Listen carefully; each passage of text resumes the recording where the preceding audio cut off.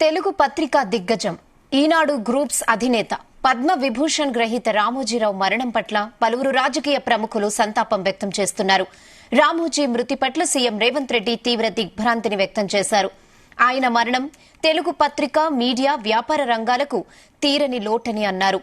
తెలుగు జర్నలిజానికి విశ్వసనీయతను, తెలుగు మీడియా రంగానికి కొత్త పంథాను నేర్పిన ఘనత రామోజీరావు గారికి దక్కుతుందన్నారు. రామోజీరావు గారు దేశ రాజకీయాలలో, పత్రికా రంగంలో, ప్రసార రంగంలో ఆద్యుడు.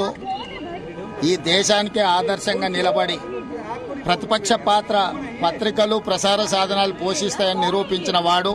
వ్యాపారంలో గాని, ప్రజాసేవలో గాని ప్రజా సమస్యల్ని లేవనెత్తి పాలకుల నుంచి ప్రజలకు మేలు జరిగే విధంగా పోరాటం చేసిన వ్యక్తి రామోజీరావు గారు.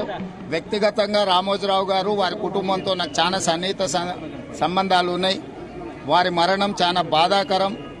వారి కుటుంబానికి ప్రగాఢమైన సానుభూతిని తెలియజేస్తూ తెలంగాణ రాష్ట్ర ప్రభుత్వం రామోజీరావు గారి అంత్యక్రియలను అధికారిక లాంఛనాలతో నిర్వహించమని చెప్పి ఆదేశాలు ఇవ్వడం జరిగింది. రామోజీరావు గారు చనిపోవడం అనేది ఒక తీరని లోటు. తెలుగు రాష్ట్రాలకే కాదు, ఈ దేశంలో పత్రికా రంగానికి ఎనలేని సేవలు అందించిన రామోజీరావు గారి మరణం అనేది ఒక దురదృష్టకరమైన సందర్భము. వారి కుటుంబానికి అండగా నిలబడి, వారి కుటుంబానికి సానుభూతి తెలియజేసి అధికారిక లాంఛనాలతో రామోజీరావు గారి యొక్క అంత్యక్రియలను పూర్తి చేయడానికి కాంగ్రెస్ పార్టీ అన్ని ఏర్పాట్లను చేయడం జరిగింది.